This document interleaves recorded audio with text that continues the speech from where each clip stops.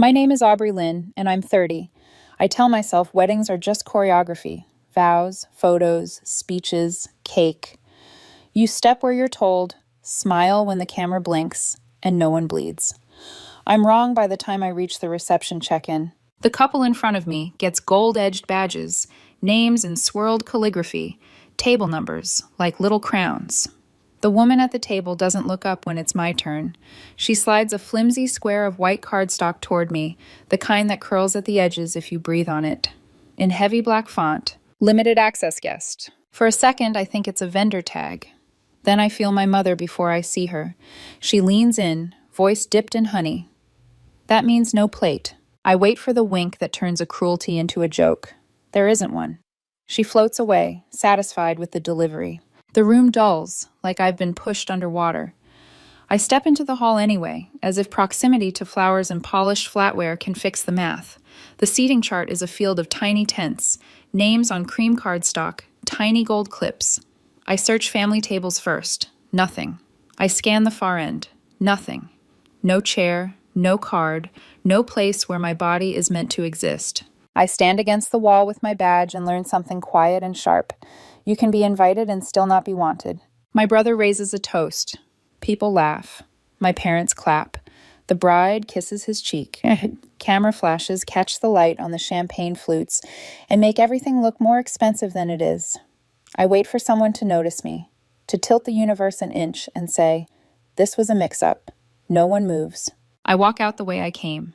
The gift table is quieter now, just a scatter of envelopes and gift bags that try too hard. Mine is still there, plain white, corner bent from where I dropped it earlier. What's inside heavy enough to change a week? A $7,500 check I earned by saying no to vacations and yes to extra shifts. By choosing grocery store dinners over the places with candles, by deciding to do one significant thing for a brother who always said it wasn't about money, then talked about money anyway. I pick up the envelope, open it, slide the check out.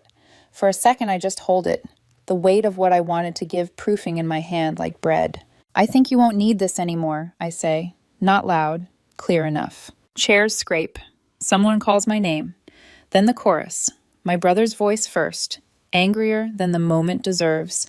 My parents next, brittle. "Come back, Aubrey, come back." I don't. I walk. Out the doors. Down the steps. Into the kind of daylight that doesn't care who just got married. The badge is still clipped to my dress. Cheap paper against good fabric, and somehow that feels exactly right. I drive with my jaw tight and my hands steady. I don't cry. I don't rage. The insult keeps replaying in perfect detail, like a film made to be studied. The check-in table, the badge, my mother's whisper. I pull into a quiet lot and sit with the engine off until the air in the car goes warm and stale and honest. I think of the envelope on the gift table earlier, how proud I was to set it down. I wanted to be part of something. I wanted to believe there was a version of this family where the door opened both ways. Instead, I was the girl with the paper badge. The girl who didn't get a seat. The girl whose own mother found a way to make exclusion sound like etiquette. By the time I'm home, the texts have started their march. Mom first. "Can we talk? Don't make this a thing." Then Dad. "Let's not ruin the weekend." You know how logistics get. No one says sorry. No one says we messed up. They're careful with words, like the truth might stain. My mother adds a flourish. "We assumed you'd be okay with standing since you always say you don't care about fancy stuff." Standing. Like I'm an umbrella you keep near the door for weather. Around noon the next day, Dad calls. I let it ring out. He calls again. Then a text. "Come over. We want to talk. Your brother is here too." I put the phone face down and clean the kitchen with the kind of attention that looks like calm and is actually distance. I don't owe them urgency. I don't owe them benefit of the doubt. But curiosity is a live wire. I want to see how they shape this into something that isn't their fault. I shower. I change. I do my eyeliner slow, like I could draw on a different spine if I took my time. On the drive over, Caleb, my boyfriend, calls. "You don't have to go," he says. His voice is the part of the day that never tries to win. "I know," I tell him. "Do you want me there?" I want to hear what they sound like when they think I might still help. I can hear his breath soften. "Text me after," he says. "No matter what time." I pull into the driveway and see my brother's car already there, my father's too. The front door is open in the way a stage curtain is open, to tell you this is where the scene will happen. My mother smiles like I've come back from a long trip. My father nods like the conversation will be reasonable. My brother stands and then doesn't know what to do with his hands. I sit, I wait. Dad starts. It's really unfortunate how things went yesterday. Not we made it unfortunate, just that it occurred, as natural as rain. Mom speaks next. It was a miscommunication, a logistics oversight. She says oversight like I slipped through a spreadsheet crack. My brother adds a low effort. I didn't know that's how it would be, and I thought you'd understand, like I'm supposed to be a monk hovering a few inches above humiliation. I nod. I let the silence press against their words until even they can feel how little they weigh. Then I say one sentence. I might change my mind. The room shifts like I've opened a window. Mom sits up straighter. Dad releases a small, sharp exhale. My brother looks at me fully for the first time. Hope rises like heat, clumsy and greedy. Mom starts stacking promises on air. How generous that would be. How the money would go straight to the honeymoon. How she doesn't want this little thing to stain our family photos forever. Dad adds that families have rough moments and get through them. My brother does not say thank you. I stand. I need time to think. I leave them with the word might buzzing like a trapped fly. In the car, the quiet is almost kind. I think about leverage, not as a weapon, as a pause. I think about patterns. 6 months ago, I loaned them my second car when theirs coughed out. It was supposed to be a week. It never came back. Waiting for a part, then waiting for a mechanic, then the mechanic didn't show. My insurance, my name, my liability. I open the app and check the registration. My name only. I schedule a tow for Friday morning, type the address with a care that feels like medicine, then watch the confirmation notification sit there like a small, bright stone. At home, the badge is still on my dresser. I unclip it and lay it next to the envelope I didn't give. Paper that says what my family won't. Access isn't a birthright, it's an agreement. My phone pings. A story from Sophie, Caleb's ex. Mutuals still float her past me, whether I want them to or not. A photo of a ballroom, a caption about people who forget where they came from. It hits like static, annoying, familiar, not the point. I block her and don't tell Caleb, not because I'm hiding, but because I refuse to make her a character in a story that isn't hers. That night, sleep doesn't arrive so much as circle the block. I lie in the dark and replay the reception like a forensic analyst, pausing at the places where their intent shows through the lace of their excuses. It wasn't sloppy, it was specific. Someone made a list, and my name moved. I wake to a text from Mom. We're delaying the honeymoon, not canceling, just pushing it a little. She writes it like a weather report, like turbulence you ride out if you're patient. She does not write, "We're sorry." Dad follows with a call I don't take and a message I read anyway. Proud of the woman you've become. Successful, dependable. Not everyone in the family can say the same. I know you'll make the right call. Compliments dressed as a leash. I make coffee and watch the steam rise, the way heat leaves and becomes something you can't see, but still feel. I think about the word loser no one said out loud but still aimed, the way humiliation tries to make a home in your throat. I swallow something that isn't it. When my phone rings again, it's Caleb. "How are you?" he asks. "Clear," I say. And I am, in the way a sky is clear after a storm has decided it only wants to ruin someone else's afternoon. I set the mug down. I open my laptop. I start a document and title it Terms. Not because I'm giving them anything, because I'm giving myself a language to live in. Outside, the world keeps doing its choreography. Cars, dogs, deliveries. Inside, I try my lines on for size. This isn't about the wedding, it's about patterns. They fit. By morning, the word might had ripened into strategy. Not cruelty, not revenge.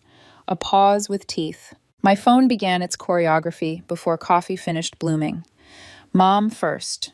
We were up late talking. Yesterday was a misunderstanding. Let's put it behind us.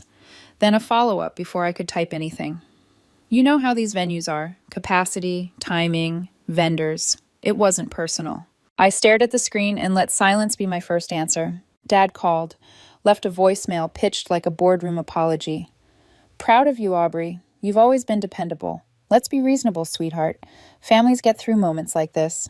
He used the word reasonable like a key he assumed still opened me. I made oatmeal. I watched the kettle breathe.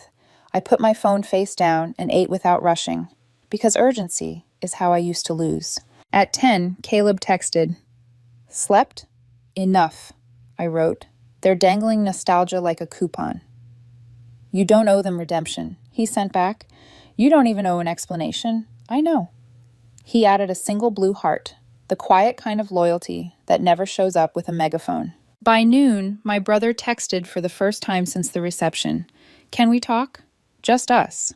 5 words, no punctuation, no ownership, just a request folded into fog. Oh, I'm not chier. I didn't answer. I cleaned the sink. I folded laundry. I let the message sit until its need lost heat. When I finally replied, I gave him the smallest door. Soon, not today. The afternoon sagged into the kind of waiting they were no doubt doing across town. I pictured their living room. Mom pacing scripts, Dad polishing his tone, my brother practicing something that would not be a thank you. Weddings relocate people into myth. The day after drags you back into who you are. I wondered if they felt that drag. I took out my notebook and wrote 3 columns. Facts, patterns, terms, under facts, paper badge, no plate, whisper. That means no plate. Seating chart, my name missing. $7,500, check reclaimed. No apology. Under patterns, loaned second car for a week. 6 months later, still theirs. My name on insurance. Promises like breadcrumbs I followed into their kitchen. Under terms. If any money moves, it's a loan with interest, signatures, and a no theatrics clause. No more group chat ambushes. No more whispered logistics. No more public humiliation spun as etiquette. Writing it made my breath even, like my lungs were reading along. At 3, Mom texted a photo of my brother and his bride, smiling under an arch of roses. We just want you to be part of this joy, she wrote beneath it, as if scrollable happiness could amend a seating plan she pretended didn't exist. I muted the thread. I went for a walk long enough for my thoughts to stop wearing grooves. The winter sun had that clean, hard quality that flattens shadows. I passed a bakery where 2 flower girls from yesterday gnawed at cookies the size of their faces and wondered if either of them would one day learn to swallow being small without choking. I hoped not. Back home, a new voicemail from Dad.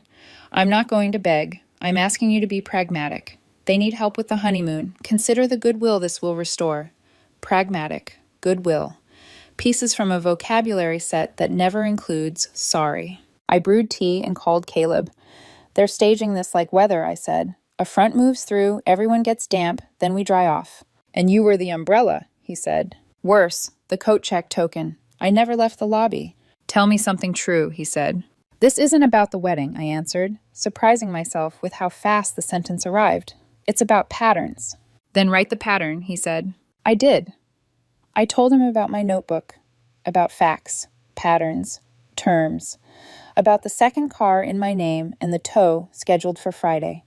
He didn't whoop or clap. He just said, good, like the word itself could hold the door while I carried my things out. After we hung up, I opened my laptop and drafted the loan language I doubted I would ever offer. Repayment schedule, modest interest, no contact clause about the money. Outside written check-ins. It wasn't performative. It was me proving to myself that if I gave, I could do it without bleeding. At 5, the doorbell, the one I'd trained my body to ignore since Christmas. Reflex 1. I froze.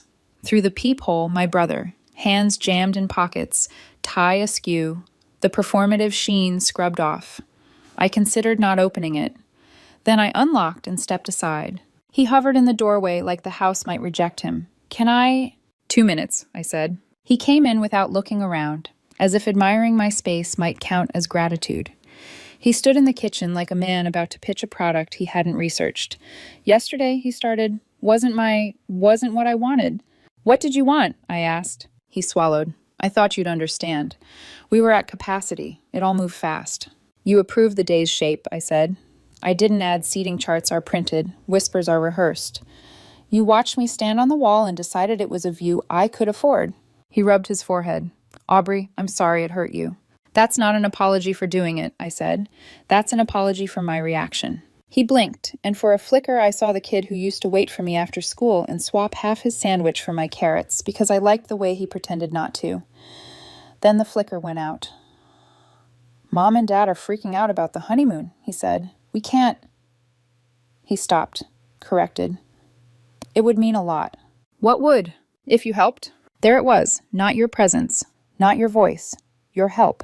I had been mistaken for a bank lobby with a warm smile. I might change my mind, I said again, and watched how the word rearranged his shoulders. He pushed breath out. Okay. Soon, I added. Not today. He nodded, not grateful, merely relieved. Text me. He left without asking for a hug, and somehow that felt honest. After the door clicked shut, I set a timer for 10 minutes and let myself feel everything I usually manage with spreadsheets. The old ache, the new clarity, the memory of being 10 and believing we were the kind of family that didn't do what this one is doing. When the timer chimed, I got up and made dinner. The sky went purple, then ink. I washed plates, dried them, stacked them neat. Near 9, Sophie's name smudged the top of my lock screen. Mutual friends again. A story snippet. Never forget who helped you glow up. A mirror held up to no one in particular and somehow pointed at me. I pressed and held and blocked and put the phone down like I'd set a glass where it belongs. Before bed, Mom pinged. We're delaying the honeymoon. It's fine. We're resilient. Then, you know your brother. He doesn't like asking for help. I almost replied, he didn't ask. He expected. I didn't. I shut off the lamp and lay in the quiet that costs more than $7,500 to buy. Thursday moved slow on purpose. I ran errands I'd avoided when my life belonged to other people. A cashier complimented my scarf, and I didn't say it was on sale. I said, thank you, like a woman who believes it. I drove by a park I hadn't walked through since I was 17 and remembered how easy it used to be to breathe when all the air wasn't on loan. In the afternoon, I stopped by my parents unannounced. The door was half open. Voices inside stalled when mine said, hello. Mom appeared with that bright, brittle face she keeps for guests. Dad muted the TV. Like turning down volume equals turning up civility. My brother wasn't there. I sat at the table. If I help, I said, it won't be a gift. Mom's smile thinned. What do you mean? A loan, written, modest interest, monthly repayments, a clause that says you don't talk to me about the money unless it's in writing, and you don't use group chats to weaponize logistics. If terms are broken, balance due immediately. Dad stared like I'd begun speaking Dutch. Aubrey, this is family. Which is why I'm offering a structure instead of a door, I said. And if you don't want structure, you can seek funds elsewhere. Mom's eyes shined with a wetness I didn't trust. We're not that kind of family. We were the kind of family that gave me a limited access badge, I said softly. Maybe we need to be another kind now. Dad steepled his fingers. Let us think. You have until Sunday, I said, and stood. I left before anyone could grab for my sleeves with the old narratives. Outside, the air was the bright cold that makes your teeth feel clean. I sat in my car and exhaled all the way to the bottom. The tow was scheduled for the morning after next. I didn't owe them a heads up. I owed myself proof that my name still meant something on paper. When I got home, Caleb had left a bag on my doormat, lemongrass soup and a note in slanted, gentle ink. Food that doesn't ask you for anything. I laughed in a way that came from the soft part of my chest I hadn't visited in months. The night texted me toward sleep. Right before I turned my phone over, my brother pinged again. Please just talk to me. Not, I'm sorry. Not, I was wrong. Just a hand held out to see if I'd still fill it. I typed and deleted 3 answers. Then sent the one that kept me whole. Soon, not tonight. Friday would come with a truck and a chain and the quiet click of a gear engaging. Tonight was for rest in a body that finally believed its own boundaries. Friday morning came cold and clean, the kind of air that doesn't apologize for anything. At 9:12 a.m., my phone started buzzing. Once, twice, then over and over, the way panic sounds when it realizes it's been outplayed. I didn't pick up until the 3rd call. Mom's voice sliced through the line. There's someone outside. They're towing the car. Did you do this? I sipped my coffee, steady. Yes. Silence. Then why? Because it's in my name, I said. And I'm changing insurance companies. Not a lie, just not the whole truth. In the background, I heard Dad shouting at someone, probably the tow driver. Mom's voice sharpened. We need that car. We had plans. You can't just... Ooh, I interrupted. Then maybe you can rent one, borrow one, figure something out. That's not the point, Aubrey, she snapped. This is about the wedding, isn't it? No, I said softly. This is about patterns. And I hung up. The quiet that followed felt holy. That afternoon, Caleb came by with takeout and a look that said he already knew. They called you? He asked. 3 times. And? I told them the truth. He smiled a little. That must have sounded new to them. We ate in near silence. When I told him about the tow, about how I'd stood my ground, he nodded. I'm proud of you, he said simply. You're not angry, you're awake. 2 days later, my phone lit up again. This time, it was my brother. Can we talk? Just us. I stared at the screen. Part of me wanted to ignore it, but curiosity, the same dangerous pulse that got me into this family's orbit, won again. I waited 6 hours before replying. Soon, not today. He didn't wait long. By early evening, I heard a knock. 3 short raps, the way he used to do when we were kids, sneaking into each other's rooms after a fight. I opened the door. He looked like a shadow of himself, tie crooked, shirt wrinkled, face heavy. Can I come in? I stepped aside. 5 minutes. He stood in my living room, glancing at everything and nothing. Finally, he said, You didn't have to do that. Do what? The car, the loan thing, all of it. I crossed my arms. Didn't have to stand at your wedding with no plate either, but here we are. He winced. Aubrey, I didn't plan that part. Did you stop it? He hesitated. That was my answer. I asked Dad for help, he said quietly. I didn't know they were going to... He stopped himself, then shook his head. I just thought you'd understand. You've always been stronger. Stronger? I repeated. That's what you call it? He looked at the floor. I'm sorry, he said finally. But even now, he said it like a man apologizing for rain, not for holding the umbrella. I didn't answer. The silence stretched until he started to fill it. You made your point, okay? Just don't keep doing this. This. Punishing everyone. I let out a soft laugh. You call consequences punishment. That's not what I... Save it, I said. You stood there while Mom whispered no plate. You saw the badge. You saw me standing. You saw me leave, and you said nothing. His voice cracked just slightly. I didn't know what to say. That's the problem, I told him. You never do. For a second, I thought he might cry. Instead, he said, I meant the gift, Aubrey, every dollar of it. I didn't mean to lose you, too. I nodded.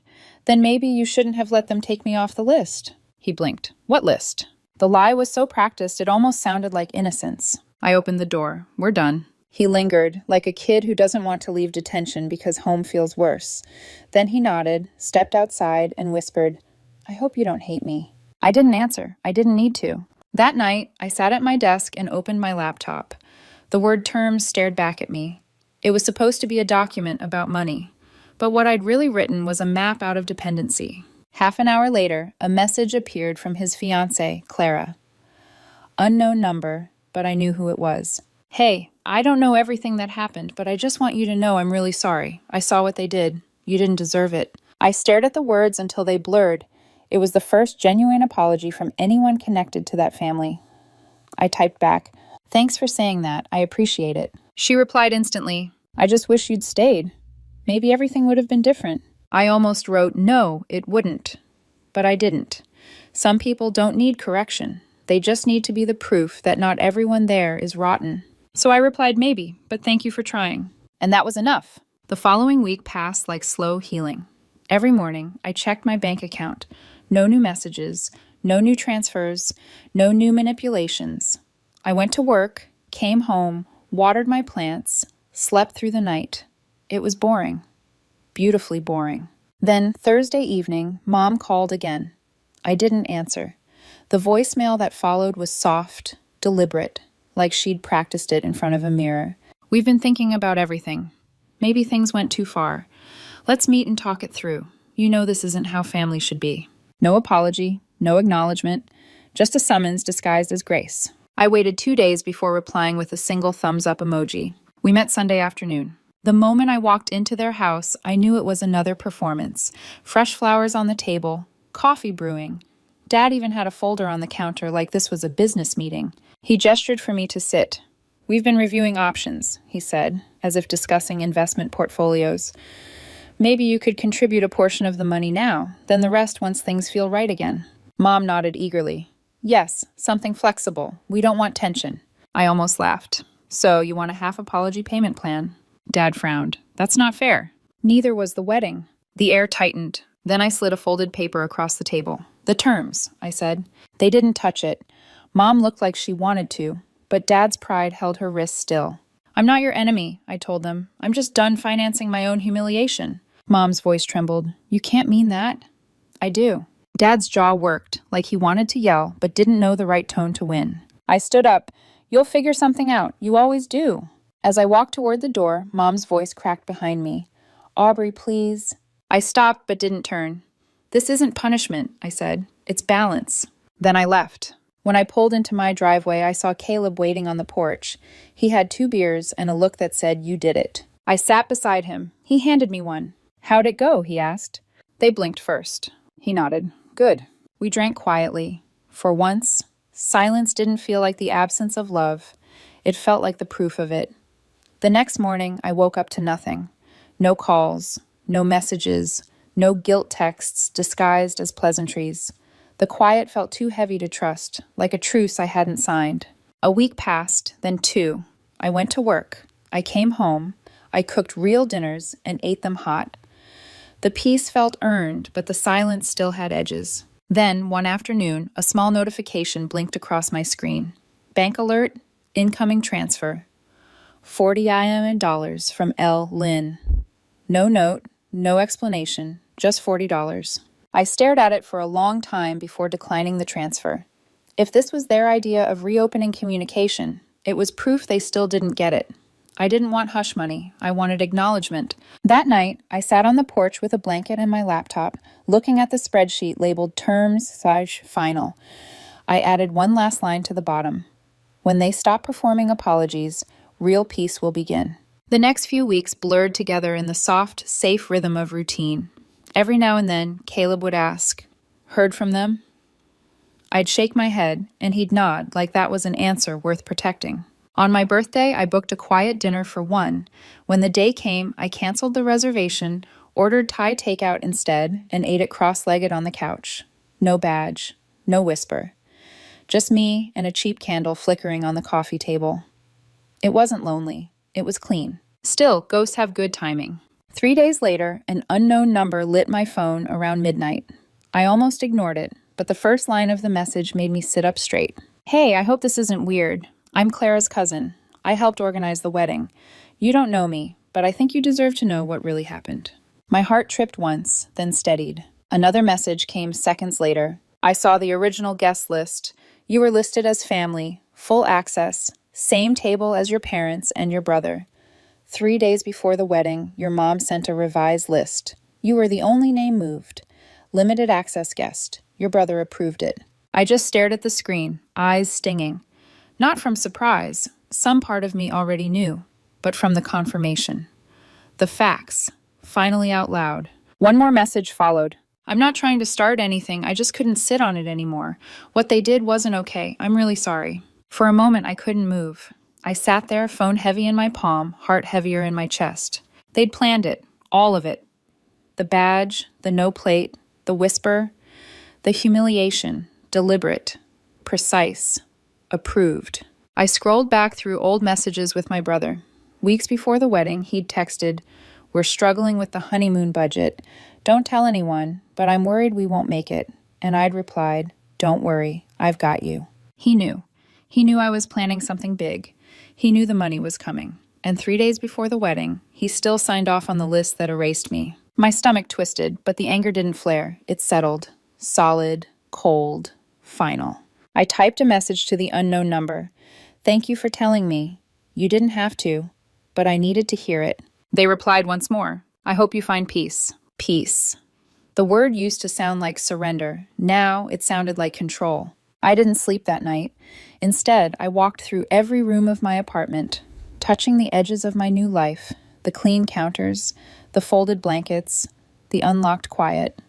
I realized I wasn't waiting for an apology anymore. I was waiting for the moment when I could stop needing one. Around dawn, I texted Caleb, "Coffee later? I have news." He showed up an hour later, still half asleep, hoodie over his head. When I told him everything, the list, the cousin, the proof, he didn't ask for details. He just said, "So now you know." "Yeah," I said. "Now I know." He reached across the table and covered my hand with his. "You're done chasing ghosts," he said. "I am," I answered. And for once, I believed it. Later that evening, my phone buzzed again. "Mom."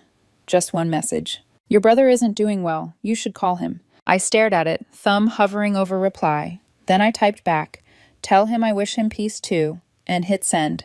That was the last message I ever sent to her. The next morning, the sun felt different, like light had learned restraint. The city hummed outside my window, unaware that I'd just stopped waiting for an apology that was never coming. I made coffee, checked my phone. No new messages, just silence. The kind that doesn't ache anymore, the kind that sounds like ownership. When Caleb came by later, he took one look at me and said, "You look done." "I am," I said. He smiled softly. "You sure?"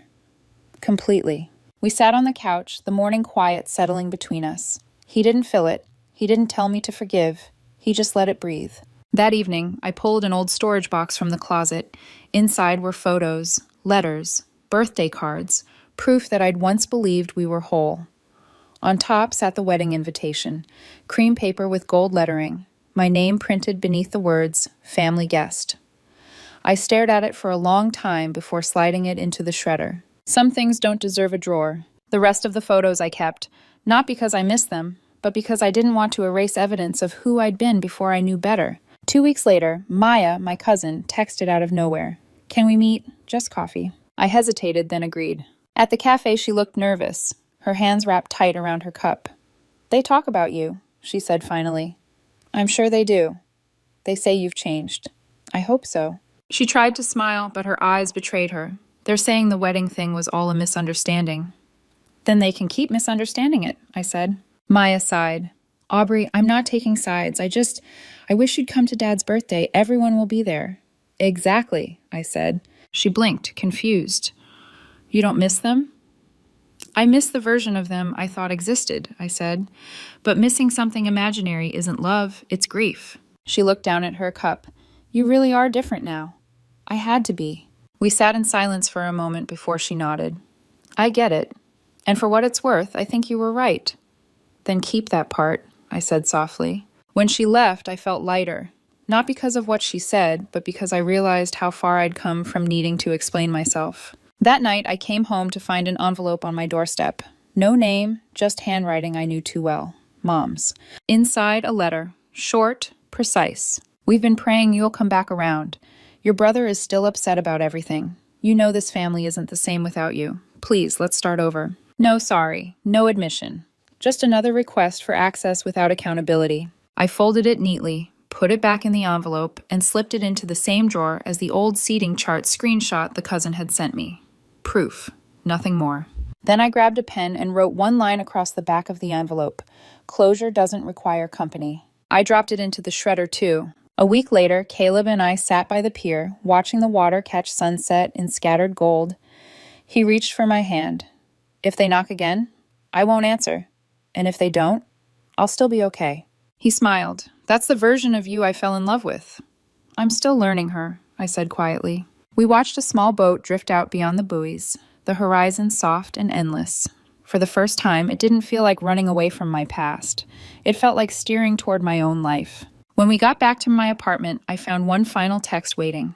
A number I hadn't saved in months. Ryan, my brother. "I heard you know everything now. I didn't mean for it to go that far. I'm sorry. For real this time." I read it twice, then a third time, then I deleted it. Forgiveness doesn't always need an audience. Sometimes it just needs an ending. I stood at the window, the city glowing below like a map of choices I finally made for myself. And I whispered, not in anger, not in triumph, just truth. "I forgive you, but I'm done." Then I turned off the phone, turned off the lights, and sat in the dark. Not broken, not bitter, just free.